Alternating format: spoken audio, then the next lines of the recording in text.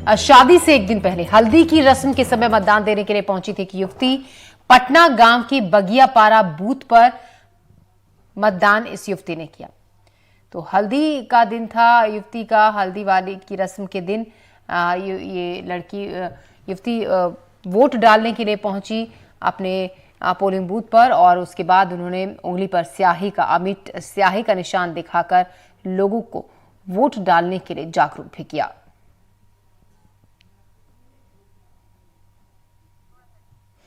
तस्वीरें आप देख रहे हैं, अलग अलग जगहों से बेहद खूबसूरत तस्वीरें सामने आ रही हैं। तस्वीरें आप देख रहे हैं सूरजपुर की, जहां पर एक युवती जिसकी आज हल्दी की रस्म थी, हल्दी की रस्म के बाद ये युवती वोट डालने के लिए पहुंची और वोट डालकर बाहर आकर स्याही दिखाकर उंगली पर और लोगों को भी जागरूक किया। सीहोर जिले की बात करें तो यहाँ भी मतदान चल रहा है। सीहोर में मुगीसपुर के मतदान केंद्र में 3.5 फीट के 56 वर्षीय समीउल्लाह खान और 3 फीट के 65 वर्षीय हबीबुल्लाह और उनकी 3 फीट की बहन ने भी मतदान किया। विदिशा लोकसभा और भोपाल लोकसभा के लिए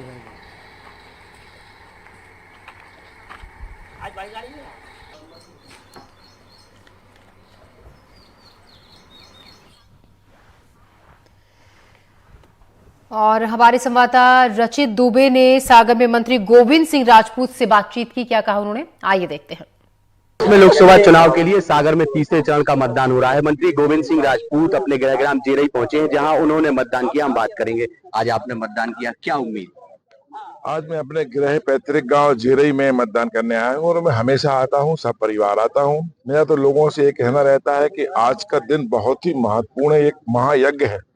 इसमें पति पत्नी, माता पिता, बेटे बहुआ, बच्चे, सबको ही इसमें मतदान करना चाहिए। युवाओं को, छात्रों को, सबको मतदान करना चाहिए। ये मत विकसित भारत के लिए है, ये मत देश के भविष्य के लिए है और ये मत भारत को विश्व की तीसरी शक्ति बनाने के लिए। आपने लगातार चुनाव में कैंपेनिंग की, मेहनत की है, तो आपको क्या लगता है? देखिए, सागर से और हमारे बुंदेलखंड से जीत सुनिश्चित है। बुंदेलखंड की सारी लोकसभाएं भारतीय जनता पार्टी अच्छे बहुमत से जीत रही।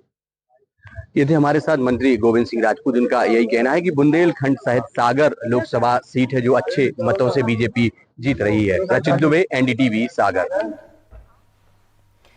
राजगढ़ के कलेक्टर और जिला निर्वाचन अधिकारी कार्तिकेय गोयल और पुलिस अधीक्षक दिव्यांग कुमार ने मतदान किया। शहर के बाल मंदिर मतदाता केंद्र में कलेक्टर और पुलिस अधीक्षक ने जाकर मतदान किया।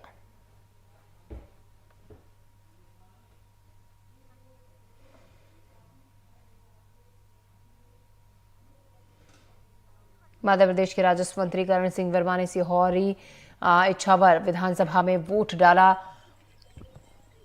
और लोगों से भी वोट डालने की अपील की।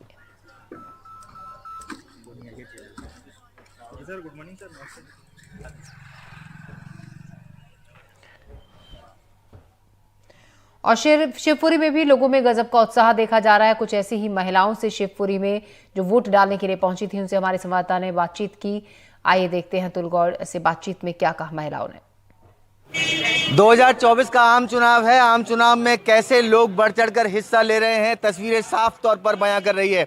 अगर मौसम की बात करें तो मौसम अपने आप में जो है गर्म बना हुआ है और इस समय के हम तापमान की बात करें तो तापमान 36 डिग्री को पार है, जो 12 बजे के बाद मौसम विभाग की चेतावनी है कि 42 डिग्री के आसपास दर्ज किया जा सकता है। ऐसे में अगर आप देखेंगे कि इस गर्म मौसम में जो देश की आधी आबादी है वो लाइन में लग करके अपना कर्तव्य पूरा करने के लिए यहाँ मौजूद है। मतदान केंद्र क्रमांक 106 है और इस मतदान केंद्र पर अगर महिलाओं की ये संख्या है, महिलाओं की ये मौजूदगी है, तो ये एहसास कराती है, ये दृश्य बताती है कि कहीं ना कहीं भारत के निर्वाचन पर्व में किस तरह से उत्साह इन महिलाओं के बीच देखा जा रहा है। आप नाम बता दीजिए। गुंजन भार्गव। गुंजन जी, क्या सोच करके वोट कर रही हैं और जो उत्साह है, मौसम बहुत गर्म है? देखिए, ये तो हमारा अधिकार है कि हमको तो वोट करना चाहिए, अब चाहे मौसम खराब हो या अच्छा हो, ये तो हमारा अधिकार है। मौसम चाहे खराब हो चाहे अच्छा हो, उससे कोई फर्क नहीं पड़ता, ये इनका कर्तव्य और अधिकार दोनों है। आप भी नाम बता दीजिए अपना। राखी। राखी जी, क्या लगता है मौसम गर्म है उसके बावजूद महिलाओं की इतनी संख्या, आधी आबादी इतना बढ़ चढ़ के भाग ले रही है? देखिए, सबसे पहले तो ये है कि काम तो सब होते रहेंगे घर के, लेकिन सबसे पहले आपको आगे आके वोट देना चाहिए।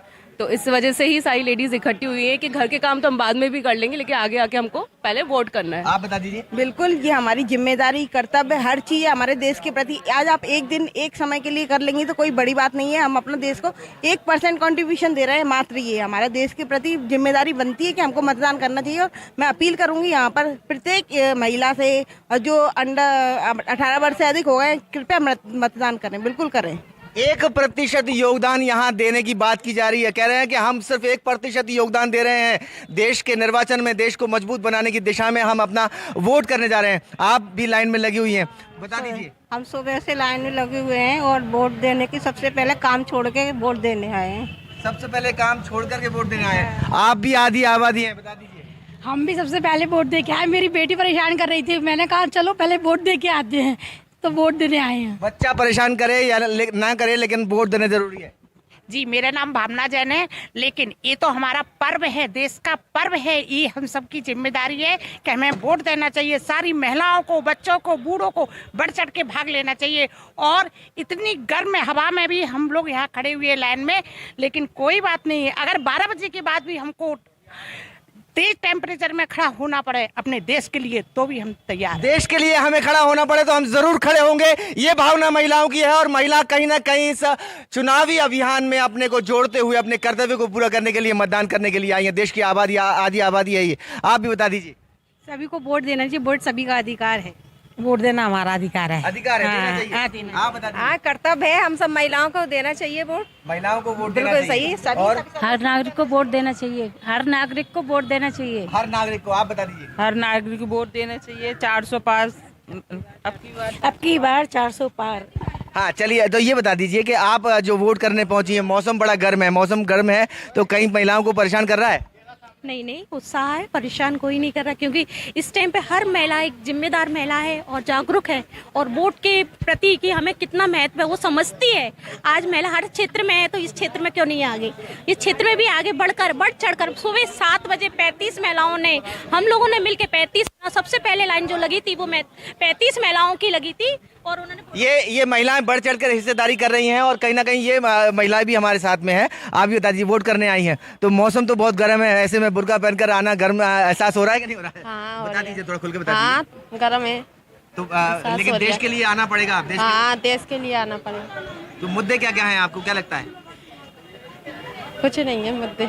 चलिए, तो इस तरह से अगर आप इस पूरे जो मतदान केंद्र है इसको देखेंगे तो आपको समझ आएगा कि यहाँ किस तरह का उत्साह है। और अगर हम 10 बजे के मतदान प्रतिशत की बात करें तो लगभग जो गुना शिवपुरी संसदीय क्षेत्र है वहाँ से 27.4% मतदान की खबरें जो है अब तक सामने आई हैं। यानी 10 बजे तक जो आंकड़े हम तक पहुँचे हैं वो बताते हैं कि 27.4% लोगों ने अपना मतदान किया है। और इस तरह मतदान केंद्रों पर प्रचंड गर्मी और धूप के बीच में अगर कतारें देखी जा रही हैं तो ये निश्चित तौर पर देश को मजबूत करने की दिशा में मतदाताओं का बढ़ता हुआ कदम है। अपने कैमरा साथी नितिन शर्मा के साथ अतुल गौड़, एनडीटीवी।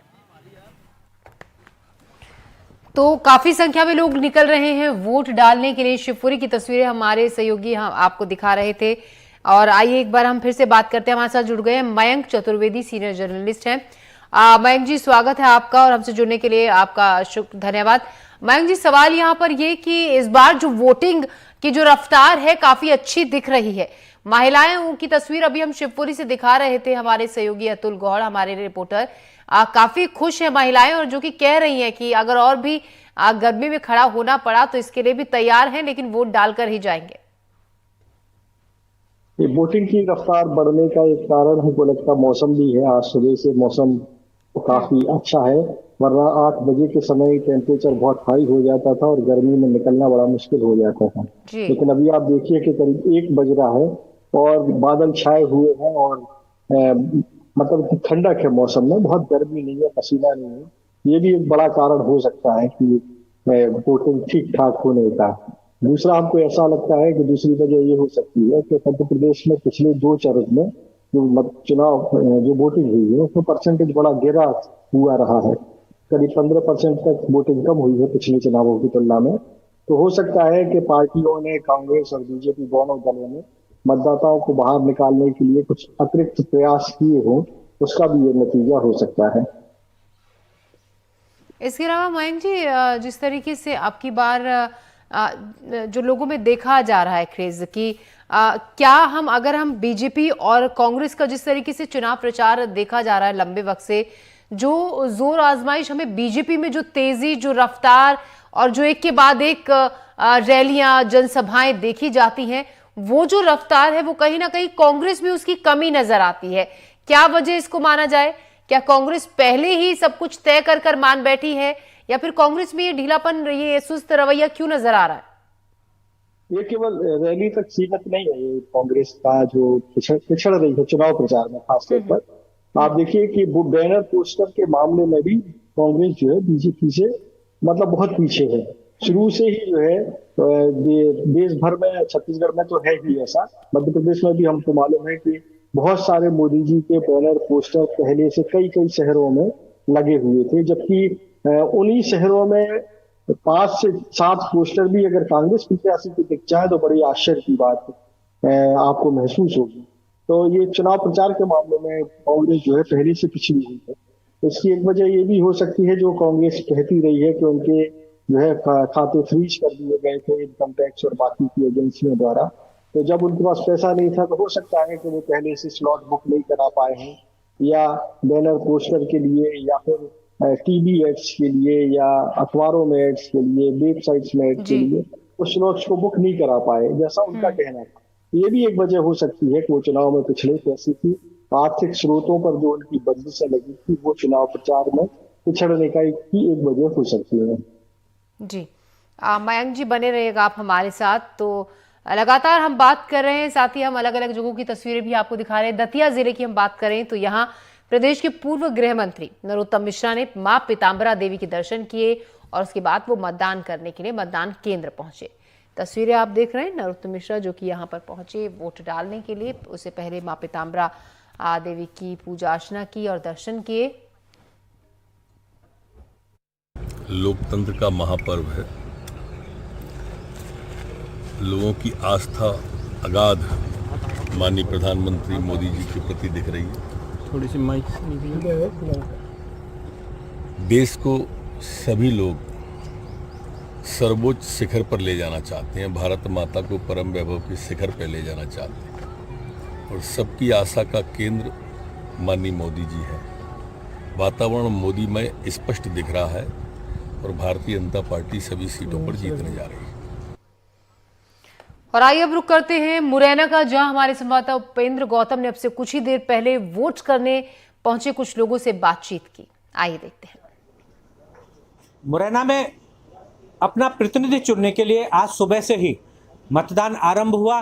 धीमी गति से ही आरंभ हुआ, लेकिन मतदाता लगातार मतदान केंद्रों पर आ रहे हैं और मतदान करके वापस जा रहे हैं। इस बार मतदाताओं में एक उत्साह देखा गया है, लोग परिवार सहित मतदान के लिए आ रहे हैं। और आप मेरे पीछे देख सकते हैं एक फैमिली है पूरी जो बराबर वोट करके आई है, और ये आप देखिए कि पूरा परिवार एक साथ है और मतदान करके ये बाहर निकल रहा है। अभी जिस मतदान केंद्र पर हम हैं, शासकीय उत्कृष्ट विद्यालय के 177 मतदान केंद्र पर हैं। इस पर 27% मतदान 3 घंटे में हो चुका है, यानी कि मतदान तेजी से चल रहा है और लगातार मतदान हो रहा है। ये इस बात की गवाही है कि परिवार सहित लोग आ रहे हैं और मतदान कर रहे हैं। इसके लिए एक संदेश की हम इनसे बात करेंगे। जी, क्या नाम है आपका? मेरा नाम प्रमोद कुलश्रेष्ठ है सर। तो क्या आप फैमिली के साथ आए हैं? हाँ जी, पूरे परिवार के साथ आए। हमारे 4 वोट हैं और चारों हम हाजिर हैं यहाँ। तो क्या संदेश आप देना चाहते हैं? लोकतंत्र में सबकी भागीदारी जरूरी है और हमें ये अवसर मिला है तो हम अपनी सरकार चुनने के लिए हमें सबको वोट डालने के लिए जरूर आना चाहिए। देखिए, इनका कहना है कि बिल्कुल वोट डालने के लिए हर मतदाता को आना चाहिए, जिससे कि लोकतंत्र में वो अपनी पसंदीदा सरकार बना सके।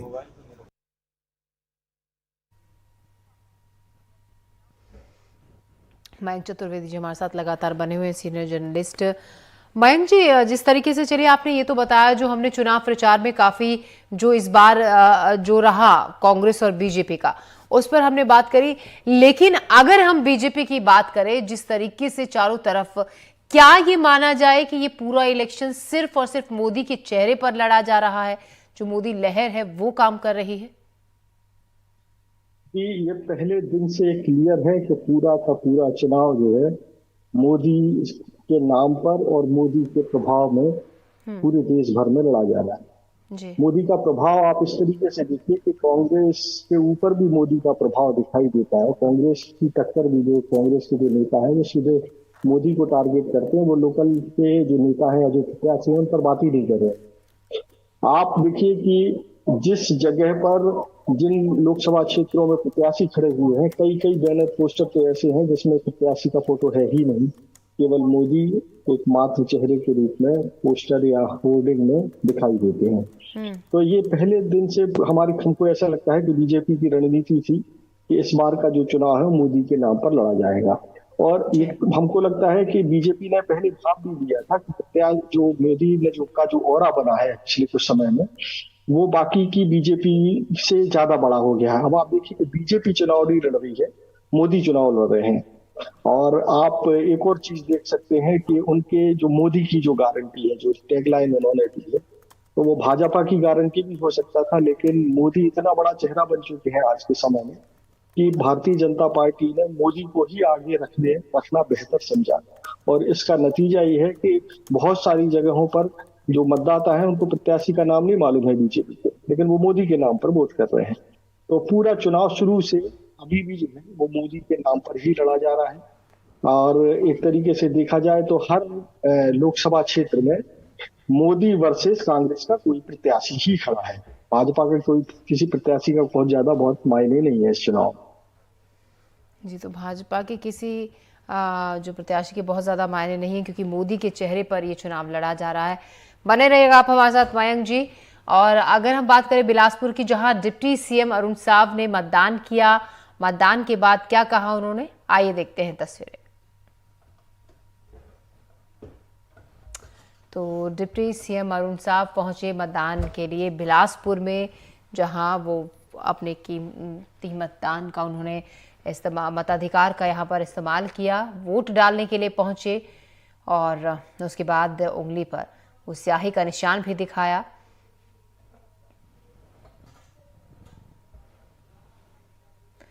बिलासपुर विधायक अमर अग्रवाल ने भी परिवार समेत मिशन स्कूल मतदान केंद्र में पहुंचकर मतदान किया। वोट डालने पहुंचे अमर अग्रवाल ने बीजेपी की जीत का दावा किया।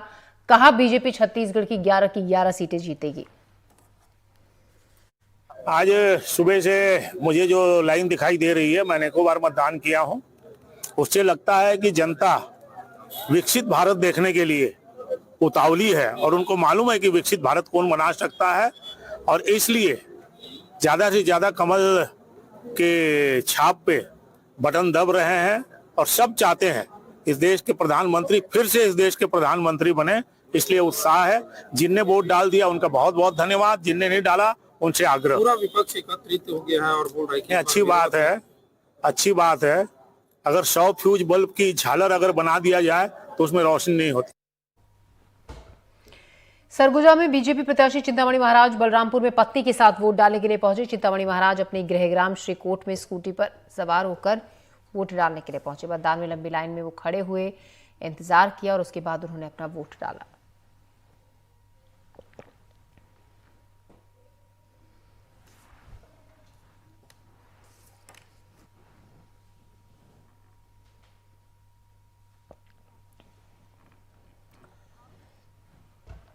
हमारे संवाददाता ने मध्य प्रदेश के पूर्व सीएम दिग्विजय सिंह से खास बातचीत की। आइए देखते हैं क्या कहा उन्होंने। हमारे साथ इस वक्त दिग्विजय सिंह जी हैं और अभी मतदान करने जाएंगे, देर रात लौटे हैं। सर, आपकी सीट पर अभी क्या रिपोर्ट है, क्या लोग आ रहे हैं मतदान करने, क्योंकि हर जगह 10-12% के आसपास अच्छा वोटिंग हो रहा है। और सर इस बार क्या उम्मीदें हैं, क्योंकि काफ़ी सारा आपको देखा है कि आपने ज़मीनी मुद्दों पर ही सबसे ज़्यादा अपने क्षेत्र में बात की है, लेकिन और कई सारी बातें इधर हो रही हैं, ख़ास करके बीच चुनाव के बीच में मटन चिकन सब की बात होने लगी। राष्ट्रीय मुद्दों पर मुख्य प्रधानमंत्री जी बातें नहीं करना चाहते तो क्या करें। और जैसा मैंने पहले भी पूछा था आपसे कि ईवीएम पर आपने सवाल उठाया, लेकिन ईवीएम से ही मतदान होना है, तो इस बारे में आपको आश्वस्त हैं? देखिए, बात यह है ना, मेरा भरोसा पहले था ना आज है, लेकिन हमारी कोशिश ये है कि हम लोग 60% हमारे पक्ष में से अधिक मतदान कराएं और उसके लिए हमारी यही कोशिश है कि हर बूथ पे 100 वोट मुझे बढ़ाना है। मेरे दो छोटे छोटे और सवाल हैं। पहले 2 चरणों में लगभग 1 करोड़ ऐसे मतदाता थे जो घरों से नहीं निकले। आप लोग अपील करेंगे कि मतदाता घरों से आएँ और इतनी उदासीनता क्यों देखते हैं? निश्चित आना चाहिए। सर, एक आखिरी सवाल मेरा ये था कि जो सवाल उठते हैं तो कल जैसे 1 करोड़ रुपए दिखे तो ये कहीं चिंता की बात है झारखंड में आप लोगों के लिए, क्योंकि जो मंत्री हैं वो वहाँ के सत्तारूढ़ दल से ही हैं और जिस तरह से बीजेपी सवाल उठाती है तो नोट तो सामने दिख रहे हैं, लोगों को लगता है कि ये पैसा है भ्रष्टाचार का। देखिए, बात ये है, भ्रष्टाचार का पैसा किसके पास से पकड़ा गया उस पर कार्रवाई करिए। हेमंत सोरेन के पास पकड़ा गया है क्या? बहुत बहुत शुक्रिया। तो साफ तौर पर दिग्विजय सिंह जो अपील कर रहे हैं कि लोगों से वो आएँ और मतदान करें और जो अलग अलग मुद्दे हैं उन पर उनका यही कहना है कि जो चुनाव के बीच में इस तरह के मुद्दे सामने आ रहे हैं जिसको लेकर के नहीं, अपने स्थानीय मुद्दे को लेकर ही लोग वोट करें। भोपाल से अपने कैमरा सहयोगी रिजवान खान के साथ अनुराग द्वारी, NDTV। और भूपेश बघेल से अब से कुछ ही देर पहले हमारे संवाददाता नीलेश त्रिपाठी ने बातचीत की, आइए देखते हैं। हमारे साथ हैं पूर्व मुख्यमंत्री भूपेश बघेल जी। आपका वोटिंग कास्ट हो गया? जी बिल्कुल, पूरे परिवार के साथ मैंने वोट डाला है और बहुत अच्छा लग रहा है। पूरे परिवार के साथ आके मतदान केंद्र में वोट डालें और हमारे मतदान केंद्र में तो 90% मतदान हो चुका है। हाँ, मैं सुबह से था, आप बल्कि देर हो गए मुझे लगता है आपके यहाँ। हाँ, बहुत सारे लोग मिलने आ गए थे और बहुत सारी सब जगह सूचना हम लोग ले रहे थे। बिल्कुल, क्या लग रहा है अभी तीसरा चरण चल रहा है, अब तीसरे चरण में आते आते गठबंधन की क्या स्थिति ओवरऑल और छत्तीसगढ़ में कांग्रेस की क्या है? देखिए, प्रथम और द्वितीय चरण के बाद भारतीय जनता पार्टी 400 पार कहना भूल गया। वो फिर मुस्लिम लीग और मंगलसूत्र और गाय भैंस तक के पहुंच गए थे। अब वो भी अब नहीं कह पाएंगे। उनकी स्थिति तीसरे चरण के बाद तो बहुत कुछ स्थिति स्पष्ट हो गया है। दाऊदी, ये एक राधिका खेड़ा का मामला चल रहा है आपके यहाँ से, छत्तीसगढ़ से खासकर। देखिए, राधिका खेड़ा की स्क्रिप्ट लिखा गया था और वो उसी हिसाब से उन्होंने रोल प्ले किया और आज वो भारतीय जनता पार्टी में शामिल हो रही हैं, इस प्रकार से ब्रेकिंग न्यूज़ चल रहा था। तो ये पूरा भारतीय जनता पार्टी के कहे अनुसार ही सब वो कर रही थी। मुख्य बात यह है कि प्रधानमंत्री जो मास रेपिस्ट है उसके मंच में जाके उसे वोट देने की अपील कर रहे हैं, उसके बारे में भारतीय जनता पार्टी बोलना चाहिए। आखिरी रायबरेली और अमेठी की जिम्मेदारी, एक बड़ी जिम्मेदारी मिली है आपको छत्तीसगढ़। कल मैं उड़ीसा के प्रचार में जाऊंगा, 2 जगह कार्यक्रम है और उसके बाद मैं 9 तारीख को रायबरेली जा रहा हूँ, वहाँ कैंप करूँगा। बिल्कुल, तो ये पूर्व मुख्यमंत्री भूपेश बघेल वोट कास्ट करने के बाद दावा भी कर रहे हैं कि कांग्रेस अब बेहतर स्थिति में है और गठबंधन की सरकार बनेगी। हालांकि रिजल्ट क्या होगा ये 4 जून को परिणाम के साथ ही सामने आ जाएंगे। रायपुर से नीलेश त्रिपाठी, NDTV। मयंक चतुर्वेदी लगातार हमारे साथ बने हुए सीनियर गेस्ट। मयंक जी, जिस तरीके से अभी बातचीत हो रही थी, हमारे सीनियर सहयोगी अनुराग बातचीत कर रहे थे जब दिग्विजय सिंह से, राष्ट्रीय मुद्दों की बजाय इस बार जो चर्चा में रहा, बड़े बड़े मंच पर और बड़े बड़े चेहरों ने जिन विषयों पर चर्चा की उनमें मटन चिकन रहा, मंगलसूत्र और बिछुआ पायल, इन चीजों का जिक्र हुआ। इसको लेकर क्या आप कहेंगे? राजनीति का स्तर जिस तरीके से पहले से अब धीरे धीरे वो बदल रहा है, इस स्वरूप को क्या कहेंगे, क्या माना जाए?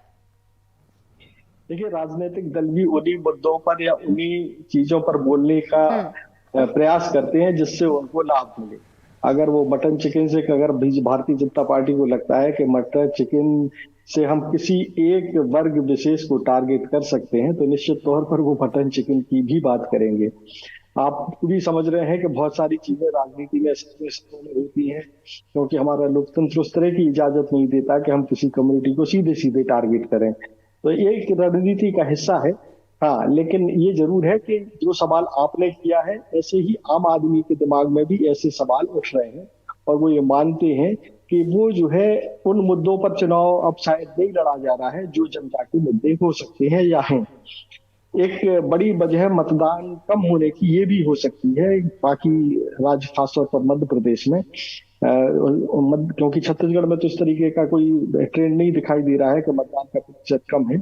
लेकिन हाँ, जो अरुचि जो लोगों की हो रही है, जो एक पढ़ा लिखा तबका होता है, जो समझदार तबका होता है, वो ये इन सब मुद्दे उसके लिए कोई मायने नहीं रखते हैं। वो डेवलपमेंट की बात करना चाहता है, वो सिक्योरिटी की बात करना चाहता है, वो एजुकेशन की बात करना चाहता है, वो हेल्थ की बात करना चाहता है। तो ऐसी स्थिति में अगर किसी को लगता है कि छोटे छोटे मुद्दों से उनको चुनाव को प्रभावित किया जा सकता है, उनको लाभ लिया जा सकता है, तो निश्चित तौर पर इस तरह की बातें होंगी भी। अब सवाल ये उठता है कि इन बातों से किन कौन सा वर्ग प्रभावित हो सकता है। तो आप देखिए कि अगर आप पूरे समाज को दो कैटेगरी में विभाजित कर लें कि एक वो जो फॉरवर्ड देखता है और एक वो जो मौजूदा हालात के लिए परेशान रहता है या वो ये चाहता है कि उसके मौजूदा हालात को वो खुद नहीं बदल सकता, दूसरे लोग बदल सकते हैं, खासतौर पर राजनीतिक लोग। तो वो इस तरह की बातें अक्सर होती रहती हैं कि मटन चिकन और ये सब जो है, हमको नहीं लगता कि ये बहुत ज्यादा अच्छे मुद्दे हैं जिन पर बहुत सीरियस बात होनी चाहिए। लेकिन जो अगर बात हो रही है तो निश्चित तौर पर राजनीति का स्तर थोड़ा बहुत तो मतलब जो एक बेस लाइन जरूर होनी चाहिए राजनीति की कि हमको उससे नीचे नहीं जाना है। लेकिन अब ऐसा लगता है कि बहुत सारी चीजें ऐसी हो गई है कि हमको केवल जवाब देना है, हमको केवल काउंटर करना है और उस काउंटर करने के लिए हम किसी हद तक या कोई भी मुद्दे को उठा दें, ये हमको लगता है कि बहुत ज्यादा बेहतर स्वस्थ राजनीति नहीं हो सकती है।